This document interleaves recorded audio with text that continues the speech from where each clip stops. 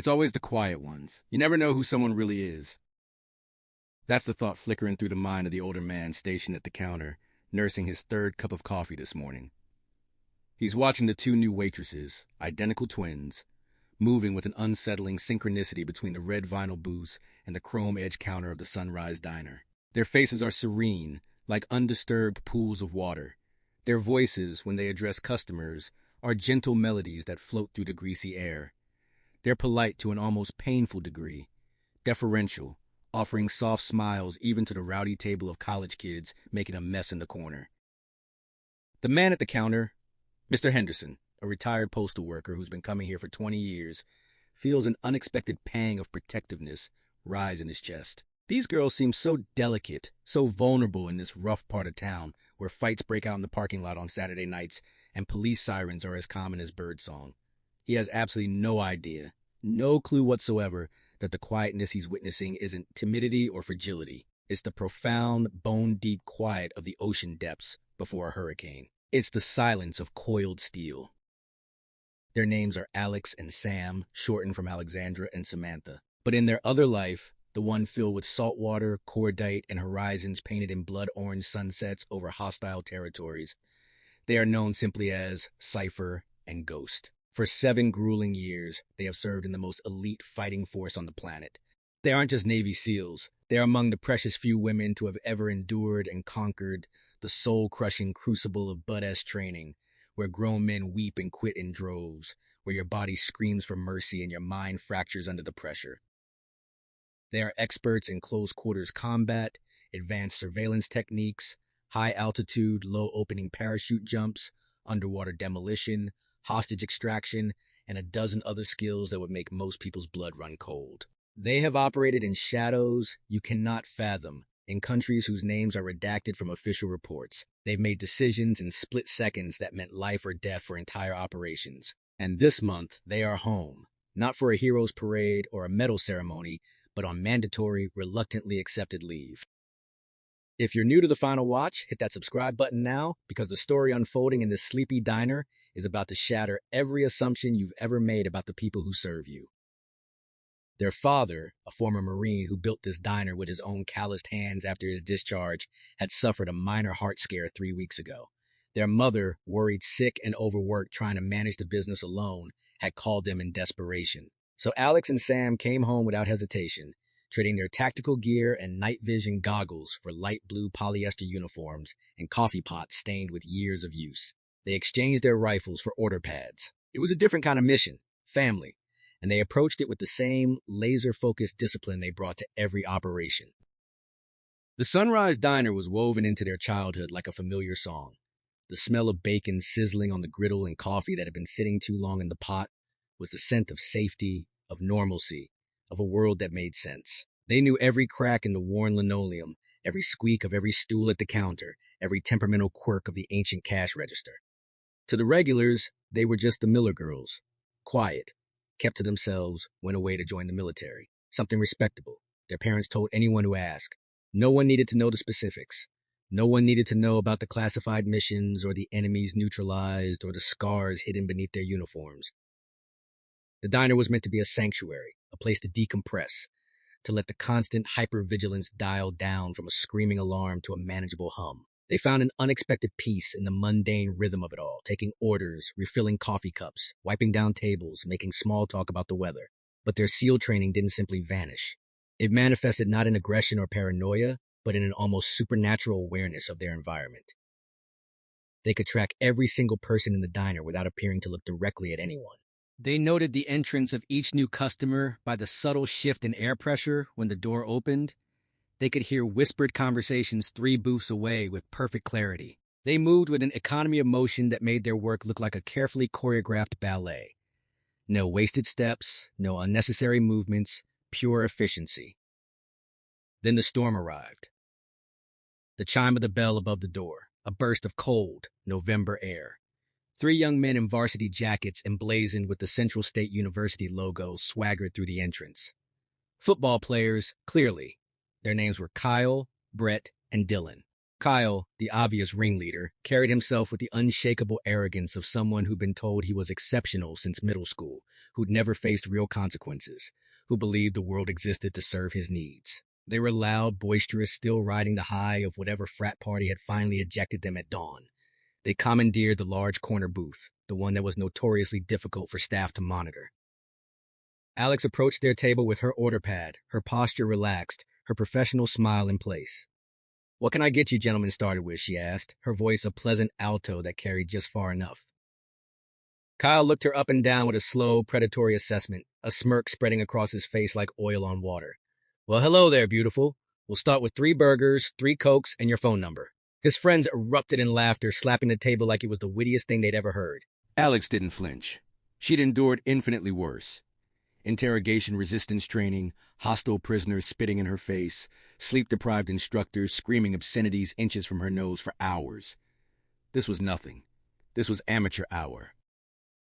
3 burgers, 3 Cokes. Got it. Anything else?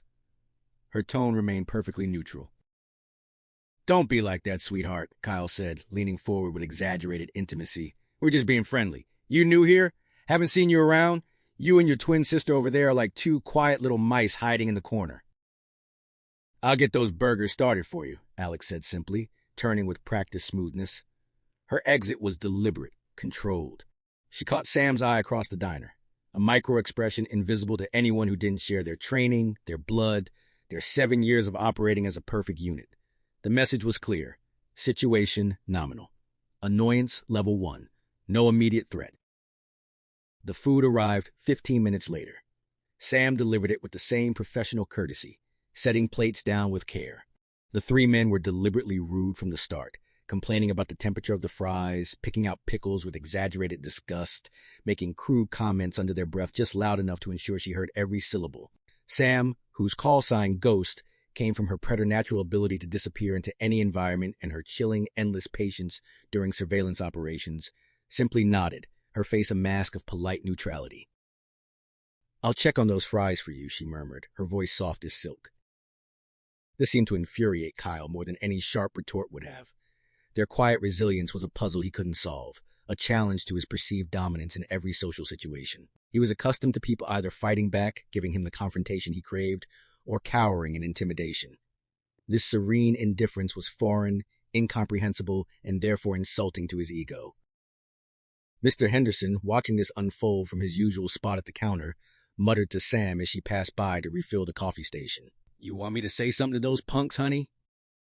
Sam gave him a genuine, warm smile that reached her eyes. "Thank you, Mr. Henderson, that's very kind. But we're okay, I promise." Her voice carried such calm certainty that he settled back onto his stool, confused but trusting her judgment. The tension escalated in subtle, poisonous increments. Kyle, accidentally, knocked his Coke onto the floor just as Alex was walking past their booth. The sticky liquid splashed across her shoes and soaked the cuffs of her uniform pants. "Whoops," he said with theatrical insincerity, not sounding sorry at all. "Clumsy me. Guess I don't know my own strength." Alex stopped. She looked down at the spreading puddle, then slowly raised her gaze to Kyle's face. Her expression wasn't angry. It was assessing, clinical, cold. It was the exact look she gave a target in the seconds before authorizing terminal action. For a fraction of a second, the diner's warm amber lighting seemed to die in her eyes, replaced by a flat, arctic gray that belonged to different latitudes, different missions, different rules of engagement. Kyle felt a bizarre, primal chill skitter down his spine like ice water, but he shrugged it off with bravado. "She's just a waitress," he told himself. "What's she going to do?" "I'll get a mop," Alex said, her voice still perfectly calm. "You do that, sweetheart," Kyle sneered. He pulled out his phone, angling it toward her, thumb hovering over the record button. "Hey guys, check out the service at this absolute dump. Got to literally beg for a clean floor in this place." His friends immediately joined in, phones emerging like weapons, the glow of their screens like malevolent fireflies in the dimmer corner of the diner. This was their new objective. Not just personal harassment anymore, but content creation, clout, viral potential, views and likes and comments. They began narrating in loud, performative voices designed to humiliate. "We're just trying to get a decent meal, and these twin robots can't even be bothered to show some personality. Probably too stupid to hold a real conversation.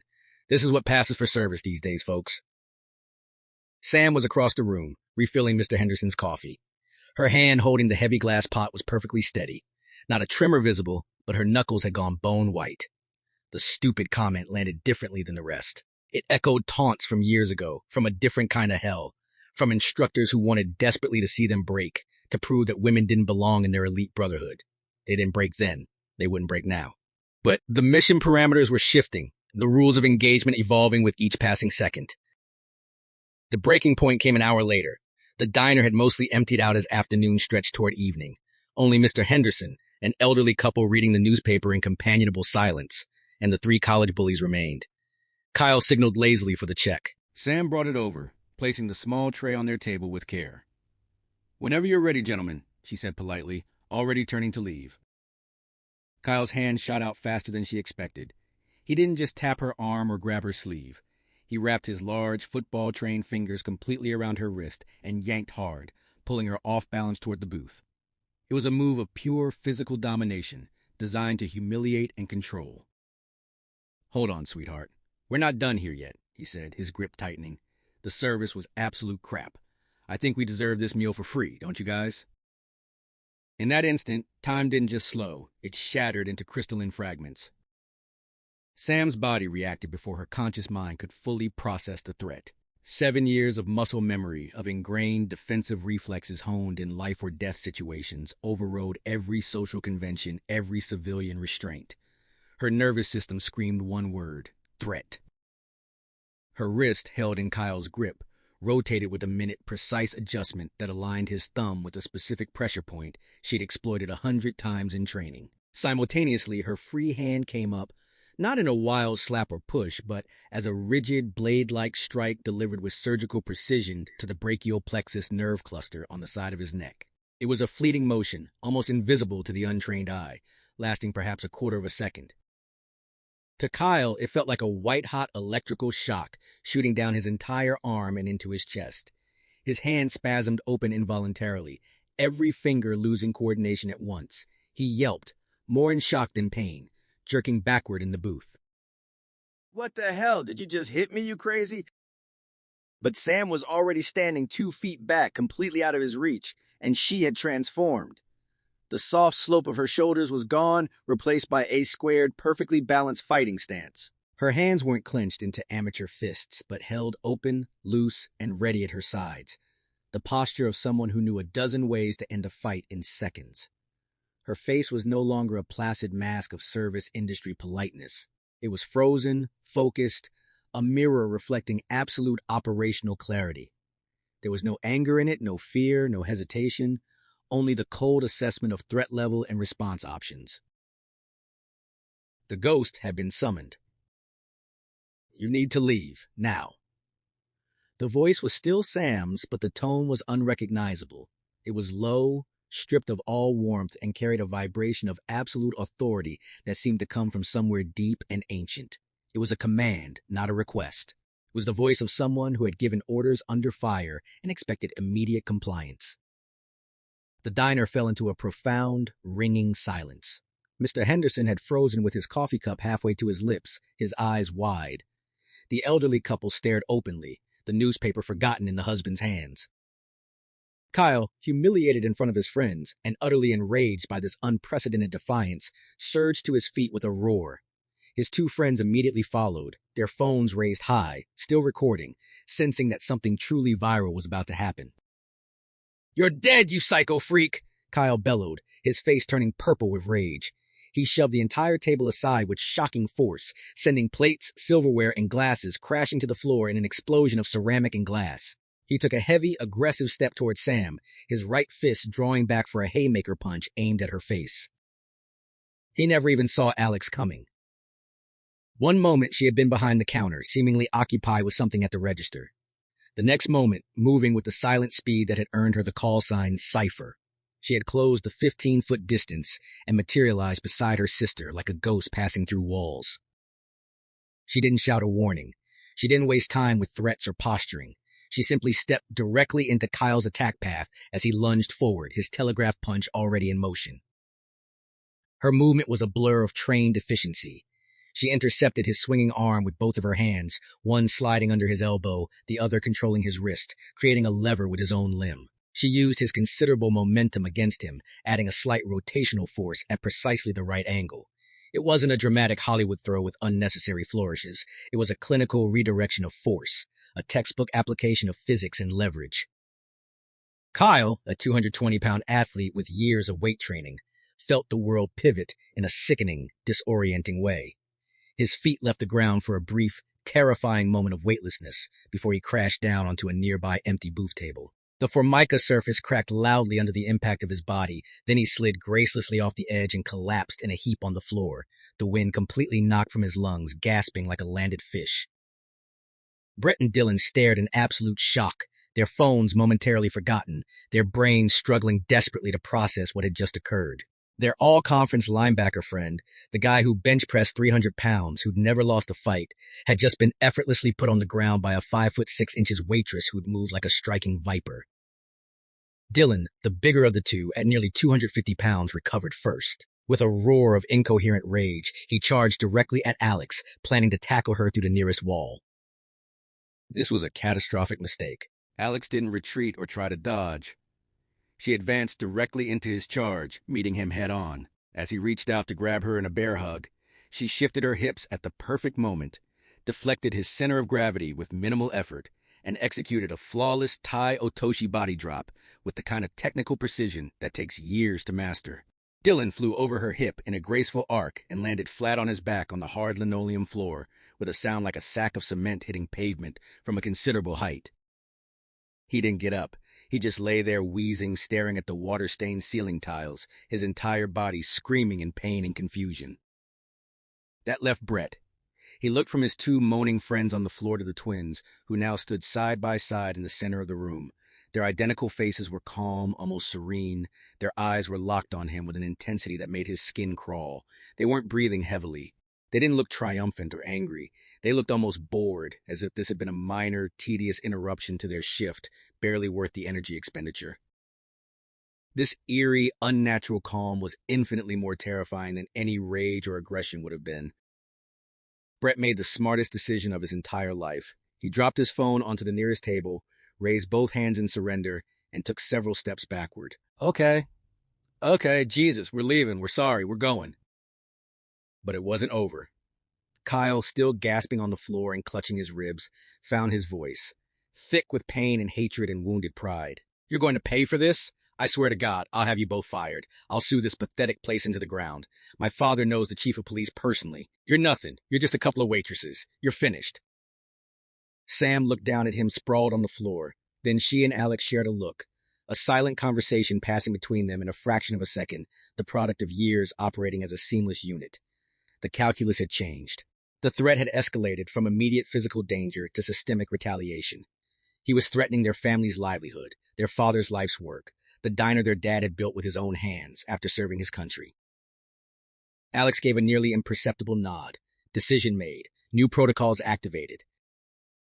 Sam walked calmly over to where Kyle's phone had fallen during the altercation, its screen still glowing, still recording the cracked ceiling tiles above.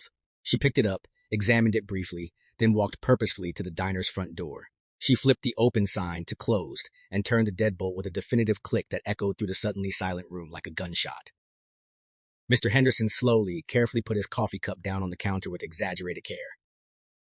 It's okay, Mr. Henderson, Alex said, her voice returning to its normal softness, though her eyes remained locked on the three young men. Just a customer service issue, almost resolved. Sam walked back to the center of the room, still holding Kyle's phone. She addressed Brett, who was visibly shaking now. Get your friends off the floor. Sit them in that booth, now. Her tone brokered absolutely no argument.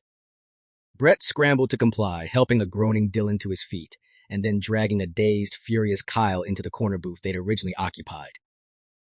The twins stood before them, arms crossed. The dynamic had completely, irrevocably inverted. The hunters had become the captured. The loudmouths were utterly, totally silent. You threatened our family's business, Alex began, her voice conversational but carrying an edge of steel. You physically assaulted an employee. You filmed the entire encounter for your social media accounts. You think because you're big and you play a game on weekends that the world belongs to you, that you can do whatever you want to whoever you want? Kyle glowered up at her, still rubbing his neck where Sam had struck him, but he said nothing. Sam held up his phone so all three of them could see it clearly. This video, the one where you grabbed me first, unprovoked. The one where 3 large men attack 2 women half their size. This goes viral tomorrow morning. Your football careers end by noon. Your scholarships vanish by dinner time. But she paused meaningfully. That's not what's going to happen. She placed the phone on the table directly in front of them. You're going to unlock your phones. You're going to delete every photo, every video, every screenshot, every single piece of content you created in this diner today. Then you're going to hand us your phones, and my sister and I are going to verify that nothing is backed up to the cloud, that nothing is on your social media accounts, that this incident effectively never happened in the digital world. Then you're going to pay your bill plus a 50% gratuity for the mess you made and the distress you caused. And then you're going to leave and never come back. Or what? Kyle sneered, though the bravado was hollow now, unconvincing. Alex leaned forward slowly, deliberately, placing both hands flat on the table. She got close enough that Kyle could see the absolute lack of fear in her eyes, could see something far more dangerous than anger. When she spoke, her voice was barely above a whisper, but it cut through the air like a scalpel. Or we stop being waitresses. She let that hang in the air for a moment. Kyle, is it? You said we were just waitresses. You were wrong. We are chief petty officers in the United States Navy. We are Navy SEALs. We are currently on leave. And the skills we just used to put you on the floor, those are the non-lethal ones. The ones we use when we're trying really hard not to hurt people. The words hung in the air, heavier than the smell of old coffee and grease, more oppressive than the afternoon heat. Navy SEALs. The reality crashed over the 3 young men like an ice-cold wave of Arctic water. Everything suddenly made horrible, perfect sense. The unnatural calm under pressure, the clinical precision of the defensive moves, the terrifying efficiency, the complete absence of fear. They hadn't picked a fight with shy, vulnerable girls. They had instigated a violent confrontation with 2 of the most lethal soldiers on the planet, highly trained operators who could kill them in seconds with their bare hands in their own family's diner. The color drained completely from Kyle's face, leaving him ashen. Brett was already fumbling with his phone with shaking hands. I'm deleting everything. Look, see, it's gone. All of it. The process took several tense, silent minutes. The twins checked each phone with a technical proficiency that further confirmed their story, navigating cloud storage, checking app data, verifying deletion. The bill plus the substantial gratuity was paid in crumpled cash that Kyle pulled from his wallet with trembling fingers. Sam unlocked the front door. As the 3 bruised, shattered young men shuffled out into the late afternoon sunlight, Kyle paused on the threshold. He didn't look back at the twins. He stared at the ground, his entire worldview lying in fragments around his feet. He left without a single word. The silence that followed their departure was profound, almost sacred. Mr. Henderson finally exhaled loudly. Good Lord Almighty, I knew there was something different about you girls. The elderly woman clutched her husband's arm tightly. That was the most amazing thing I've ever seen, she whispered. Alex and Sam immediately returned to work. They righted the overturned table, swept up the broken plates and glass, mopped the spilled soda and Coke from the floor. Within minutes, they were waitresses again. The violence erased from the physical space, even as it lingered in everyone's memory. But the secret was out, at least to this small audience. Mr. Henderson watched them work, his eyes filled with new understanding and immense pride. Your parents must be so proud of you, he said quietly. Later that evening, after the diner was empty and they were completing the closing procedures, their father arrived for his usual check-in. He took one look at their faces, saw something in their eyes that perhaps only another warrior could recognize, then glanced at the faint scuff marks still visible on the floor, despite their best cleaning efforts. He was a perceptive man, a former Marine himself who'd seen combat in Desert Storm. Anything I need to know about? He asked carefully. Sam put a gentle hand on his arm. Just some unruly customers, Dad. They won't be coming back. He looked from one daughter to the other, saw the steady certainty in their identical eyes, the calm assurance of people who'd handled far worse than drunken college kids, and he nodded slowly. He didn't need the details. He knew exactly what kind of metal his girls were forged from. All right then, you 2 head on home. Your mother made an apple pie. The twins walked out into the cool evening air together. The street was quiet, just the distant sound of traffic and the buzz of the streetlights flickering to life. They didn't speak. They just walked side by side, their footsteps perfectly synchronized, their breathing matched. The hyper-vigilance that had been screaming in their nervous systems for the past few hours hummed a little softer now, dialing back down to its normal background level. The mission, protecting the sanctuary, defending the home their father built, was a success. But there was no triumph, no celebration, only a weary satisfaction, the kind that comes from doing what needed to be done as efficiently as possible. They had defended their home without completely breaking cover, without using lethal force, without creating a situation that would bring unwanted attention to their family. It was a perfectly calibrated response, the ideal application of controlled pressure. Back in his fraternity house bedroom, Kyle sat on his bed in complete darkness, his body aching from bruises that would take weeks to fully heal, his mind reeling from the encounter. He looked at his phone, now devoid of its prized content, the video evidence of what he'd intended to be his moment of viral glory. For the first time in his privileged life, he had encountered a power he could not bully, could not buy his way around, could not intimidate or talk his way out of. He had looked into the eyes of a waitress and seen the abyss looking back at him, and it had fundamentally changed something deep inside his worldview. He would never look at a quiet person the same way again. He would never make assumptions about someone based on their job or their size or their demeanor. The story of the diner incident became a quiet legend in that neighborhood. It wasn't posted on the internet. It wasn't sensationalized or exaggerated. It was whispered by Mr. Henderson to a carefully select few trusted regulars over coffee. "You see those sweet Miller girls," he'd say, a knowing gleam in his weathered eyes. "The twin sisters? You wouldn't believe what they really are. You just wouldn't believe it." Alex and Sam continued their leave, serving pancakes and pie and coffee with the same gentle smiles, the same soft voices, the same attentive service. But now, when a certain type of man came in, too loud, too aggressive, looking for someone to push around, he sometimes caught the eye of one of the twins. Not a challenging stare or a threatening look, just a brief, calm, knowing glance that lasted only a second. And something in that look, some hint of that deep ocean quiet, that still water running unfathomably deep, made him decide, unconsciously, instinctively, to be on his absolute best behavior, to say please and thank you, to leave a decent tip, to treat the staff like human beings. Because you never really know who someone is. You never know what fires forged them, what darkness they've walked through, what skills they carry hidden beneath a polyester uniform. Strength doesn't always roar. Sometimes strength is the quiet voice at the end of a long, difficult day whispering, "I will protect what is mine." And sometimes it wears a light blue diner uniform and serves your coffee with a smile.